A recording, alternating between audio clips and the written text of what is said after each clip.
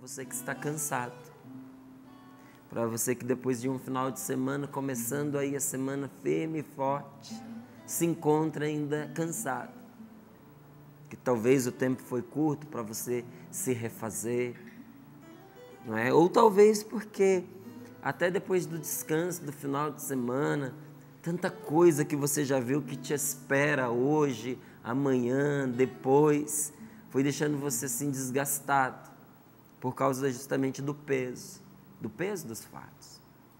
Até você tem falado, olha, eu não sei como é que eu vou fazer, porque as coisas andam tão pesadas para mim, é mais do que eu dou conta.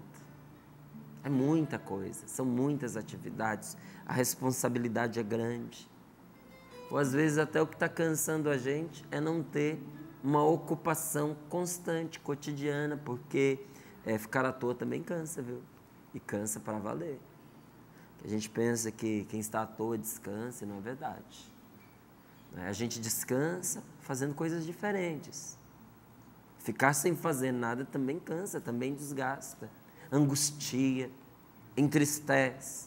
Talvez o peso para você tenha sido justamente esse. Estar parado, não encontrar um lugar aonde se realizar. Jesus está dizendo a você, venha a mim nesta manhã, trazendo os seus fardos, trazendo aquilo que é peso para você. Porque se o sábado e o domingo não descansaram você, eu que sou o seu Senhor, eu posso te descansar, posso aliviar seu coração. E Ele nos ensina como fazer. Tomai sobre vós o meu jugo e sede discípulos meus, porque eu sou manso e humilde de coração, e encontrareis descanso para vós. Tomai sobre vós o meu jugo e sede discípulos meus, porque eu sou manso e humilde de coração, e encontrareis descanso para vós.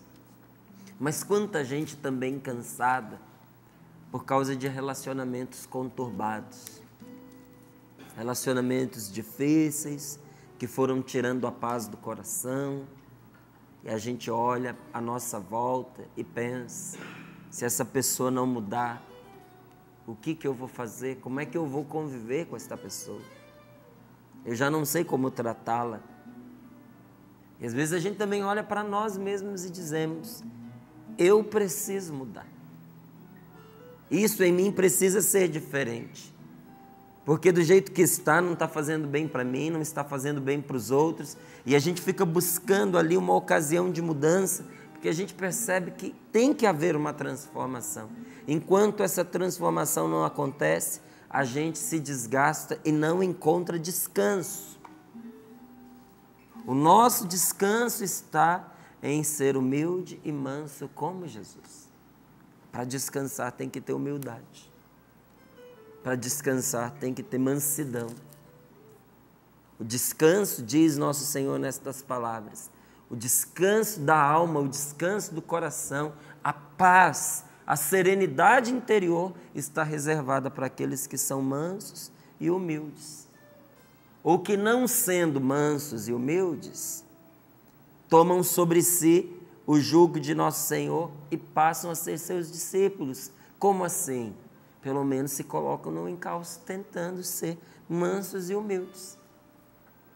É dom de Deus, essa mansidão e essa humildade. Mas a pessoa tem que seguir. É dom de Deus, mas também é esforço daquele que se dispõe a seguir o Senhor. Mas é engraçado, parece uma contradição, né? É um esforço, mas descansa. Nosso descanso está em ser manso e humilde. Por quê? Porque é o amor quem descansa. E o amor cristão, o amor verdadeiro, ele se manifesta em meio à humildade e em meio à mansidão. O amor salva. O amor nos salva das nossas misérias. E o amor salva aqueles que estão conosco. Pelo amor as pessoas recuperam a esperança. Pelo amor as pessoas passam a acreditar nelas mesmas, porque alguém que as amou acreditou nelas. O amor transforma qualquer inferno num céu. Às vezes a gente está dentro de uma família uma família atrapalhada, sabe, assim, meio perdida, uma família de relacionamentos difíceis. A gente fica tão preocupado porque não sabe o que fazer. Não sabe o que fazer? Ame. Ame, porque a pessoa que ama, e ama assim com violência, sabe? Não é com agressividade, é com violência. Aquela pessoa que ama fazendo valer a humildade, sendo mansa até contra tudo aquilo que pedia que ela não fosse. Esta pessoa faz com que o céu se derrame sobre a casa dela. O amor tem o poder de transformar os nossos infernos num céu. Isso é salvação. O que foi a salvação que Jesus veio trazer? Ele rasgou o inferno e tirou de lá a todos nós. Por isso que nós, quando recitamos o creio, nós dizemos que Jesus desceu aos infernos, desceu aos abismos. Ele levou o amor aonde o ser humano estava infernizado. E olha, quem nunca passou pela experiência de se sentir infernizado? Não é? Mas o amor é a cura para tudo isso. Não é um amor da boca para fora que a gente diz assim, olha, eu te amo, mas as coisas não demonstram. Não, é um amor que se traduz em sinais verdadeiros, concretos, em fatos. Por que Jesus salvou o mundo? Porque Ele foi aquele que mais amou. Veja, se Deus nos coloca nesta manhã diante desta palavra, nós devemos esperar muito desta palavra. Nós devemos esperar dela descanso para a nossa alma, repouso para o coração, sermos revigorados do nosso cansaço, sermos aliviados pelo Senhor, mas devemos esperar também que o Senhor, neste momento de graça, nos conceda a humildade e a mansidão tão necessárias. É interessante que quando uma família abre o seu coração a Deus, quando um casal, marido e mulher, abre o seu coração a Deus, o Espírito Santo começa a trabalhar neles para transformá-los. É diferente uma família que abre o seu coração para o céu. É diferente. É diferente quando você entra numa casa onde as pessoas respeitam, temem a Deus. Não é temer no sentido de medo, mas é temer no sentido de amor e de respeito. Uma família que põe Deus em primeiro lugar, que sabe que esse mundo não é o fim, que sabe que um dia nós vamos estar diante do amor. E se a gente pensa que Deus vai puxar uma listinha com os nossos pecados e nos perguntar, você fez isso, você fez aquilo, você fez aquilo outro, vamos fazer um somatório aqui para ver quantos pecados você cometeu, quantos séculos de purgatório, ou se você desce.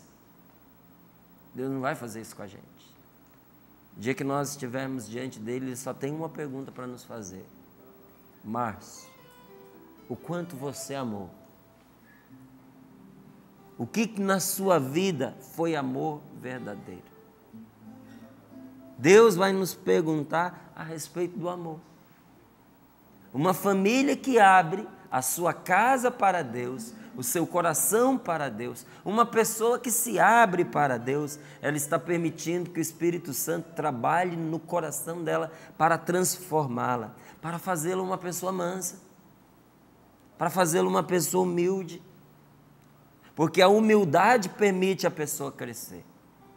O orgulhoso não cresce, porque o orgulhoso tem a triste mania de acreditar que ele já atingiu o topo. Por isso que ele vive ferido no seu orgulho.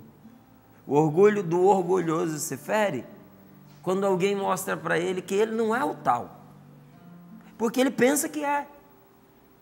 E porque ele pensa que ele é o maioral, ele pensa que está acima de todos, ele pensa que ele é perfeito em tudo aquilo que ele faz, ele não consegue crescer, porque uma pessoa que não nota que ela ainda tem muito a caminhar, não sai do lugar.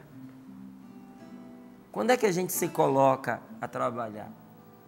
Quando a gente percebe que tem uma estrada aí pela nossa frente, a gente tem uma caminhada a fazer, não é? E às vezes tem coisas ali que apressam a gente. Ontem eu cheguei tarde lá do Espírito Santo, precisava descarregar o carro, né? Estava tirando as coisas do carro, devagarinho. De repente as nuvens cobriram aqui Cachoeira Paulista e começou uma chuvazinha, mas sabe aquela chuva que promete algo mais forte? O carro que eu ia demorar uns 10, 15 minutos para descarregar, em 3 minutos estava limpinho. Rapidinho a gente tira.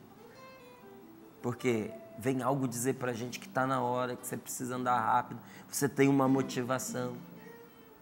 Quando a gente reconhece que é preciso agir e agir logo, a gente coloca a mão na massa e começa a fazer. Faz bem, faz rápido. Mas a pessoa orgulhosa, ela não pensa assim. Ela se basta.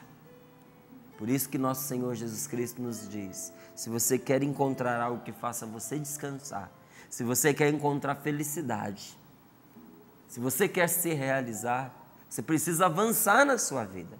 Mas para você avançar, você precisa reconhecer que tem muito caminho a se fazer. Precisa ser humilde. A pessoa humilde é aquela que reconhece a própria verdade. Como é gostoso, como é bom, como é saudável quando você senta com um casal para conversar e você percebe que os dois são capazes de reconhecer que eles precisam melhorar. O marido sabe que precisa melhorar, a esposa sabe que precisa melhorar. E não importa o que tenha acontecido entre os dois, quando os dois agem assim, esse casamento tem uma esperança, esse casamento tem salvação. Mas como é difícil quando num lar, uma das pessoas pensa que todas as outras são um problema, menos ela. É fácil de você encontrar, de você detectar de verdade quem é o problema naquela casa. O problema na casa, o problema na família tem a mania de pensar que o problema são os outros. Todas as vezes que eu passo a acreditar que o problema são os outros, eu estou testemunhando, eu estou experimentando o orgulho na minha carne. Estou longe de ser humilde. Porque na vida da gente não existe quem esteja tão bem que não possa melhorar. Não existe uma família que esteja tão boa que não possa melhorar. Nenhum relacionamento de casal que esteja tão bom que não possa avançar um pouquinho mais.